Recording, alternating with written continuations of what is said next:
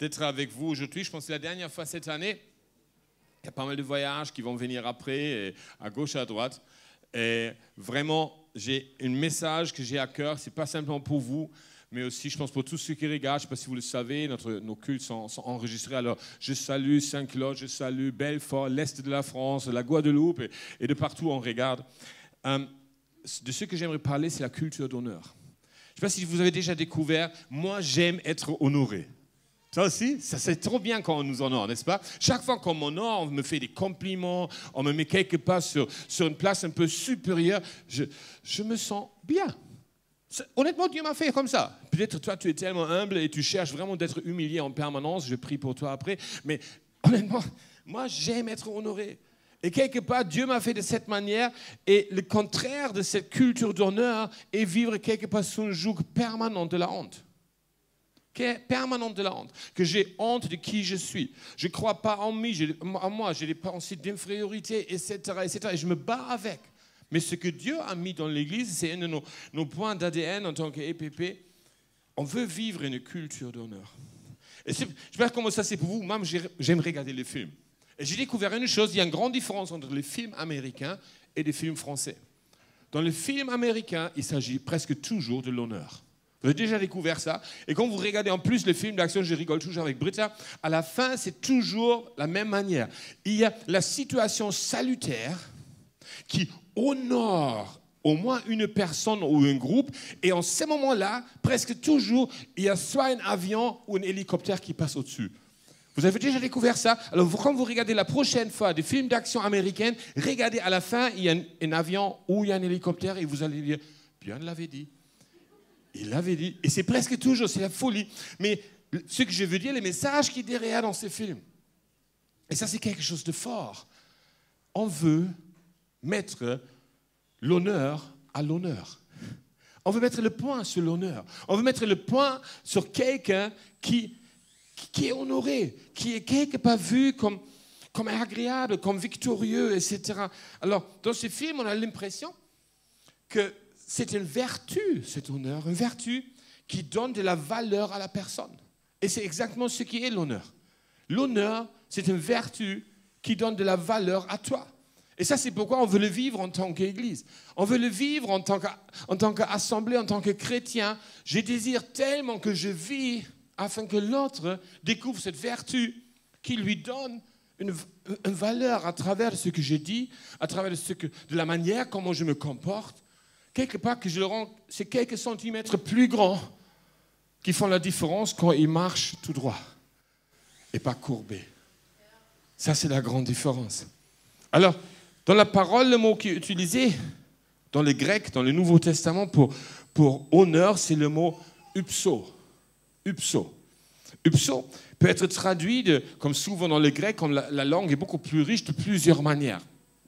Alors certainement, on peut le traduire avec ce terme d'honneur. Mais littéralement traduit, ça veut dire élevé à la plus haute place. Ça veut dire quand j'honore quelqu'un, je l'exalte, je l'élève à la plus haute place, plus haut que moi-même, qu'il soit le plus visible que possible. Ou une deuxième traduction, deuxième partie, et ça j'aime trop, d'élever quelqu'un à la dignité, à l'honneur et à la joie. Ça veut dire, quand nous avons une culture d'honneur, on crée automatiquement une culture qui rend à la personne sa dignité, l'honneur et la joie.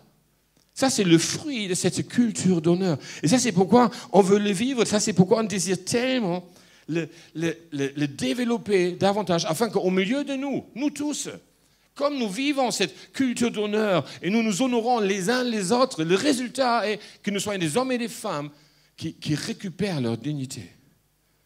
Que nous soyons des hommes et des femmes qui rayonnent une joie de vie, parce qu'on sait, on a une valeur.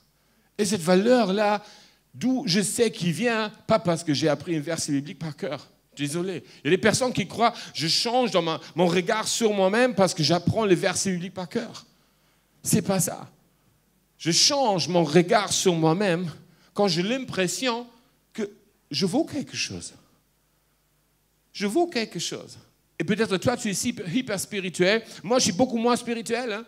Alors, c'est bien beau, je lis la Bible et je sais ce que Dieu dit sur moi et je peux le déclarer devant mon miroir. Je dis, bien, tu es vraiment beau, tu es vraiment beau. Mais quand je rentre le matin, ici à l'église, et ma femme crie à travers toute la salle, mais qu'il est trop beau! Là, je suis convaincu. Ou quand vous me dites, ah, là, tu t'es rasé, ça te va bien. Ah, ça, Dieu me l'a déjà dit. Mais quand vous le dites, waouh, ça c'est cool. Quelque part, honnêtement, je ne veux pas dire que je prends votre parole plus au sérieux que celle du Seigneur, mais mon âme a besoin de vous entendre. Et toi, tu as besoin d'entendre les autres. Quand ils te disent, ah, waouh, tes vêtements, génial. Est-ce que vous aimez les bottes rouges? C'est cool, hein? Ah, merci, ça c'est, alléluia. Alors, cette valeur centrale est d'honorer quelqu'un. Et à la fin, ce que j'aimerais montrer avec ça aujourd'hui, rendre quelqu'un visible. Parce que si nous honorons une personne, nous le faisons sortir de l'anonymat et nous le rendons visible pour tout le monde. Qu'est-ce qu'on rend visible? Ses qualités, sa beauté. On rend visible sa dignité. Et tout à coup, le regard change. Et tout ce commence quand nous regardons notre relation avec Dieu. Vous savez, quand nous honorons Dieu, quand nous adorons Dieu, nous honorons Dieu, on commence à voir qui il est vraiment. Et souvent on en dit, ce n'est pas la question de ce qu'il fait d'abord, mais ce qu'il est. Qui est Dieu? Et quand je l'honore et je vis cette relation d'honneur avec lui, de plus en plus je découvre qui il est. Mais en retour, et ça j'aime trop bien avec ce que Jésus nous a montré, quand nous honorons Dieu, en retour il nous honore. C'est trop fort. Ça veut dire, c'est même le contraire. D'abord il nous aime et nous l'aimons en retour. Si on est honnête, d'abord il nous honore, il nous construit, nous l'honorons de retour et il nous honore de nouveau. Et c'est un cercle positif, c'est un cercle de construction, c'est un cercle de vie. Waouh! Si ça marche avec Dieu, je crois, sur le niveau vertical, ça marche pareil sur le niveau horizontal. Dans cet honneur, il nous aime car nous sommes et pas parce que nous faisons. Tu sais que tu es honorable parce que tu es et pas parce que tu fais. On est tellement convaincus qu'on peut nous honorer parce qu'on a fait quelque chose. Comme dans ces films-là, le héros qui a gagné la guerre, il est honoré à la fin. Mais Dieu te dit, non, je ne t'honore pas parce que tu fais quelque chose. Tu es honorable parce que tu es. Simplement parce que tu es. Et ça, c'est toute une réflexion que je veux lancer dans ma propre vie. Pourquoi il m'honore pour ce que je suis? Tu as déjà découvert, quand tu regardes dans le miroir, tu vois toujours ce qui ne va pas? Au lieu de se réjouir de ce qui va. Dieu veut changer notre regard sur nous-mêmes. Et quand nous changeons notre regard sur nous-mêmes, nous serons capables de changer notre regard sur les autres. C'est là où on peut dire, tu peux aimer ton prochain comme toi-même. Parce que quelque part, on va refléter ce qu'on pense sur soi-même sur notre prochain. Alors tout commence avec le regard sur moi. Et quand nous sommes dans cet état où on reçoit cet honneur, les pensées d'infériorité disparaissent. La honte est brisée. Comme il dit en Ésaïe 53 que Jésus est venu pour enlever, pour porter cette honte qui écrase. Je n'ai plus honte pour qui je suis. Et surtout pas honte pour ce que je fais. Et quand nous regardons cette traduction de cette parole, ce mot honneur, quand je le reçois, automatiquement, il y a quelque chose qui est libéré en moi. Cette joie. Cette sensation de dignité. Il y a des associations, il y a des mouvements pour la dignité des hommes, pour la dignité de ceci, pour la dignité de cela. Mais la dignité commence dans la culture d'honneur. Et ça, c'est pourquoi le Seigneur l'a installé. Et peut-être tu as déjà rencontré ces réflexions sur la culture d'honneur. Et souvent, dans notre réflexion, l'honneur, on donne à celui qui est au-dessus de nous. On donne l'honneur au roi. Ou aujourd'hui, en France, on donne l'honneur au président. On donne l'honneur au préfet. On donne l'honneur au maire. Mais vous savez quoi? Ça, ce n'est pas la culture d'honneur. La culture d'honneur de Dieu, on donne l'honneur à chaque personne pour ce qu'elle est. Pour ce qu'elle est. Tu es honorable. Tu es honorable. Et comme nous sommes vraiment dans ce place d'être honorable, vous savez ce qu'on n'a plus besoin? On n'a plus besoin des définitions qui justifient notre honorabilité. J'ai plus besoin de mon doctorat, mon titre ou je ne sais pas quoi. J'étais récemment dans une église et quelqu'un s'approche de moi et me dit « Alors, t'es qui ?» Je suis Björn. « Mais non, tu viens de prêcher là, t'es un pasteur ?» Ouais, je fais aussi ça.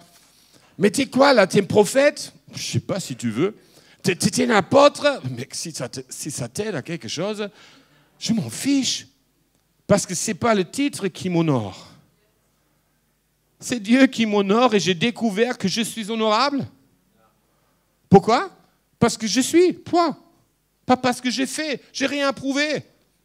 Dieu m'a racheté dans mon être, dans mon entité de Björn. Et il t'a racheté toi dans ton entité de qui tu es.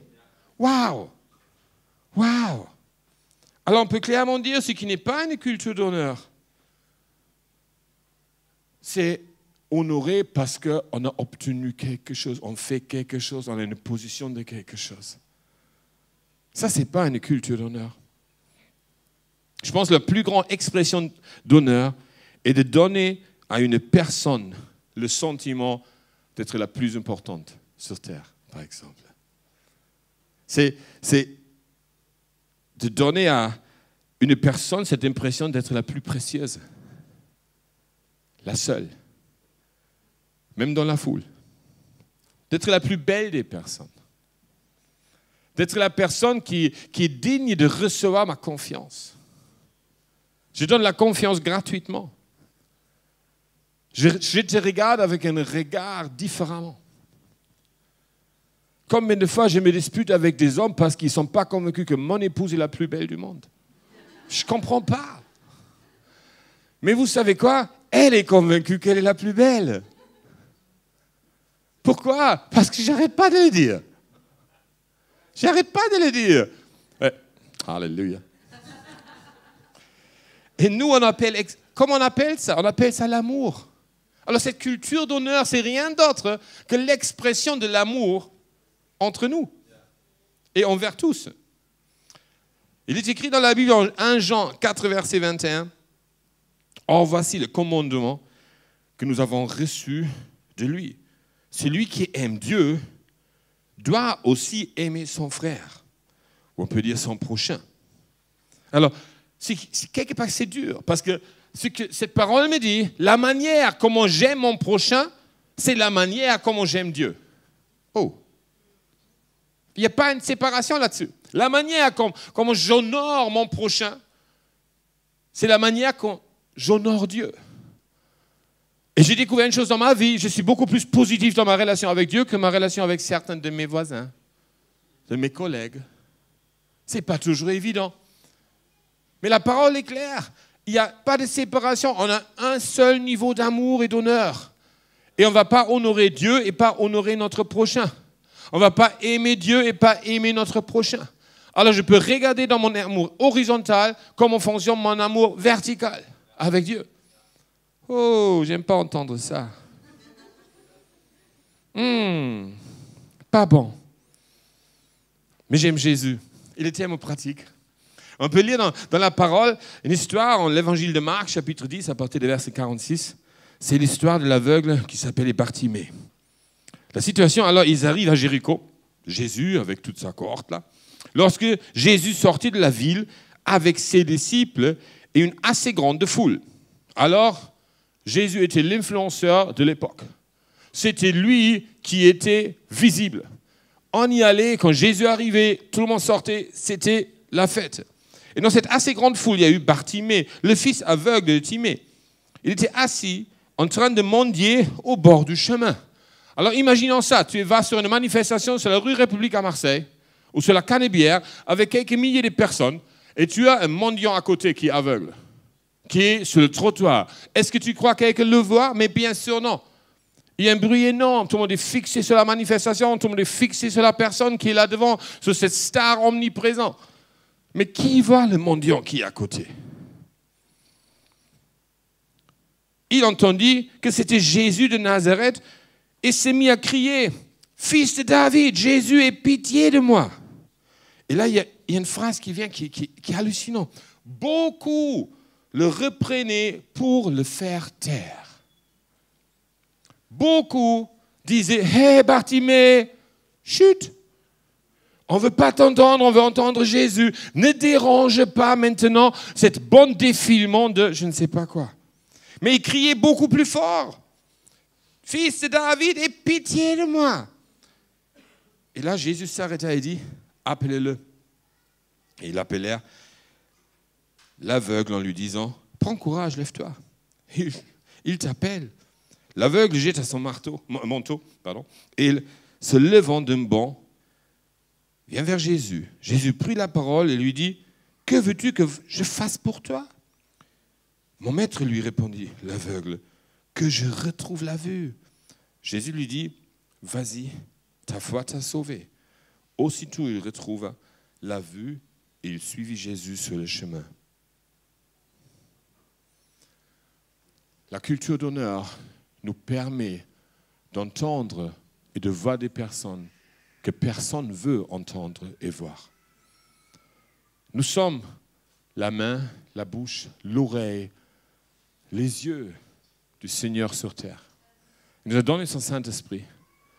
Mais il dit une chose, je vous ai donné une culture d'honneur et je désire que vous entendez et que vous voyez que personne ne voit.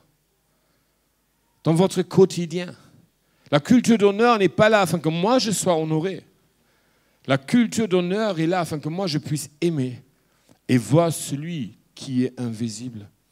Voir celui qui dérange le bon déroulement de la vie. Voir celui qui est seul et éloigné de l'ensemble d'un peuple. C'est lui qui n'est pas dans la mobilisation. Et peut-être vous connaissez cette histoire, il y a Jésus qui lave les pieds et Pierre dit « Pas moi ». Et Jésus dit quelque chose à la fin, il dit « Si je ne te lave pas, tu n'auras pas de part avec moi ».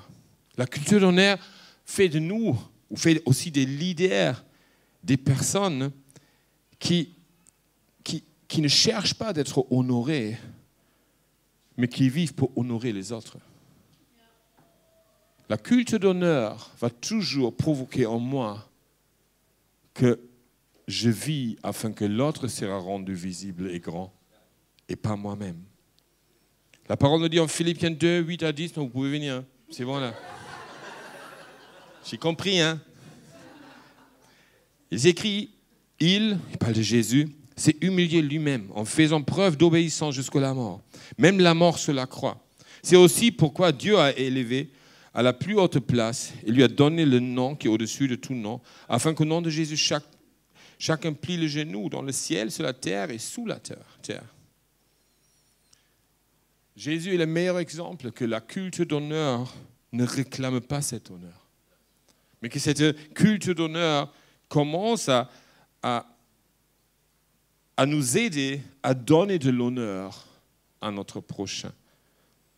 Alors dans tout cela, il y a ce principe de la parole « donne et tu recevras ».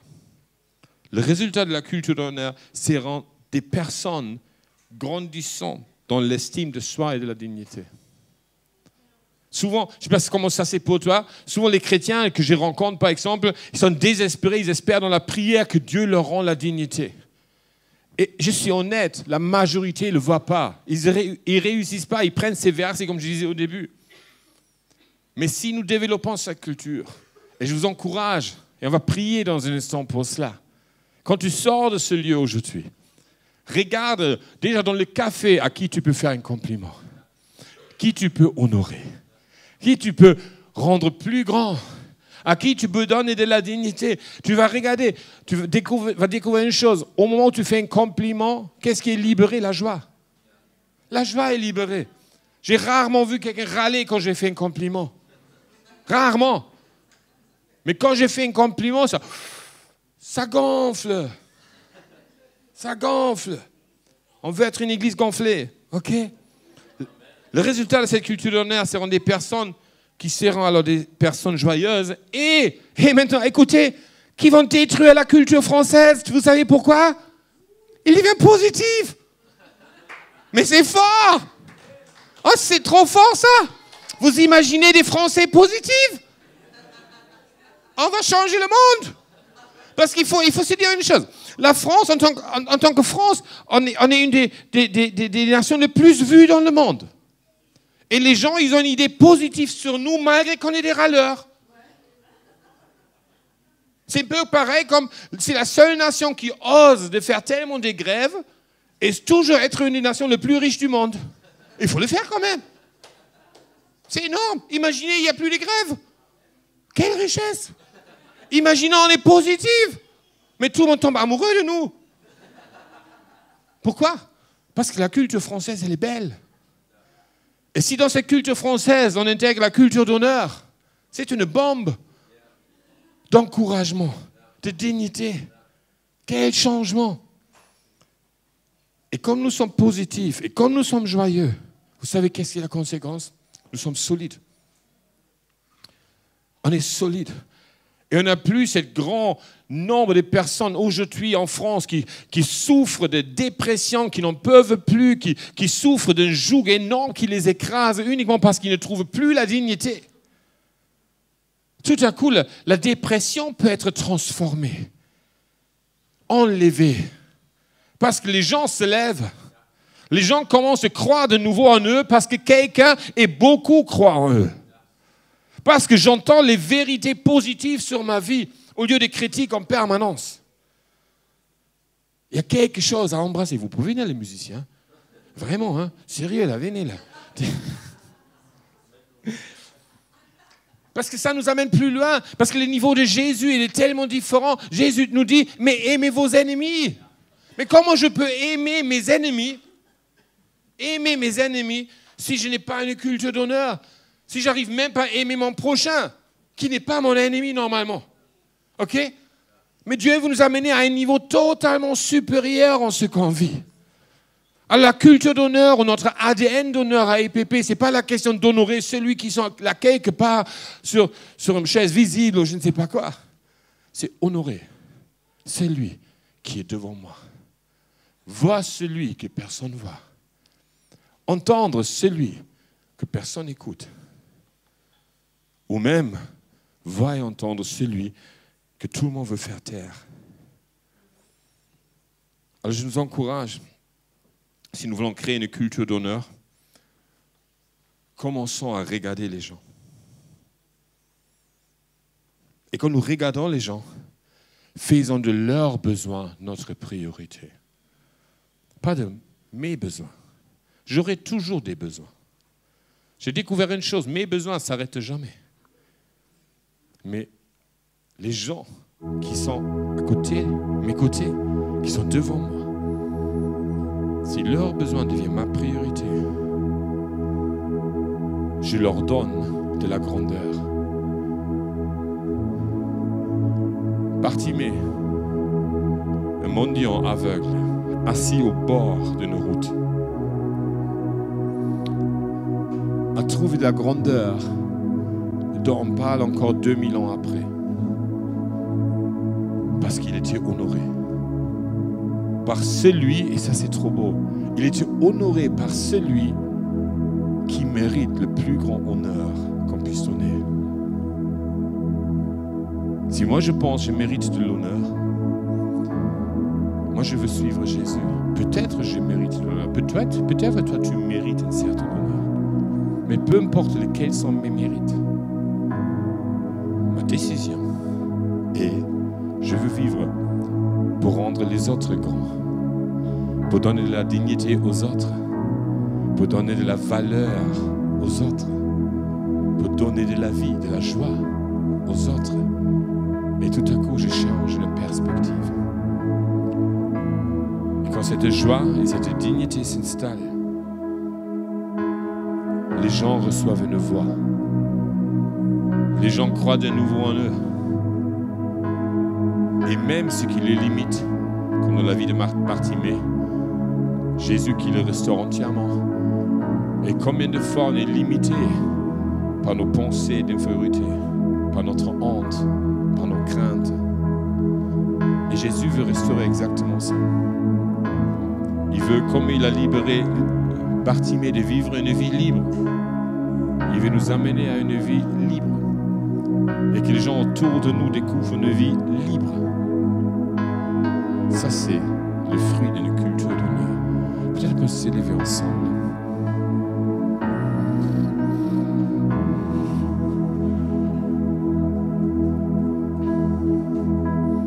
Dans la préparation pour aujourd'hui, j'ai vraiment eu à cœur que je crois que Dieu veut donner à quelques-uns aujourd'hui cette dignité. Je pense que ça va un peu ensemble avec la parole qu'on a eue pendant la louange. Et je vous invite, pendant que on prend encore un temps de louange, d'adoration, là, on chante encore un chant. Regarde dans ton cœur. Est-ce que toi, tu peux dire non, je suis bien. Je crois que j'ai une dignité personnelle qui fonctionne à fond. Ou est-ce que c'est une de défi? Et en ce moment-là, je t'invite pendant ce chant de venir d'avancer. Je demande l'équipe de prière d'être là. Je veux prier pour vous. Je veux prier que le Saint-Esprit te montre ta beauté, te montre et restaure cette dignité. Parce que, comme je disais, si nous voulons établir cette culture d'honneur,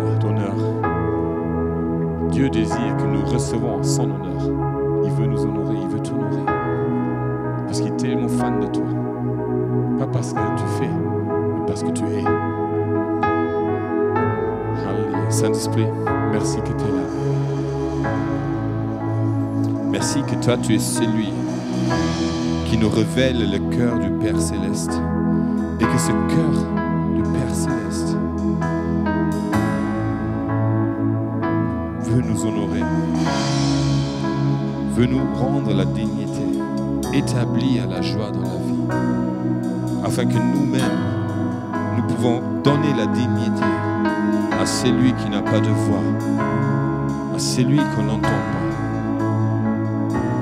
afin que par nos comportements, nous pouvons ainsi laver les pieds de ceux qui ne veulent même pas qu'on leur lave les pieds parce qu'ils ne croient pas qu'ils sont dignes de le recevoir. Mais nous, on veut leur rendre cette dignité. Tu nous as placés dans cette ville de Marseille où il y a tellement de monde qui souffre d'un manque d'estime de soi. Nous voulons les aimer, nous voulons leur donner cette estime d'eux-mêmes afin qu'ils grandissent, afin que cette perspective de vie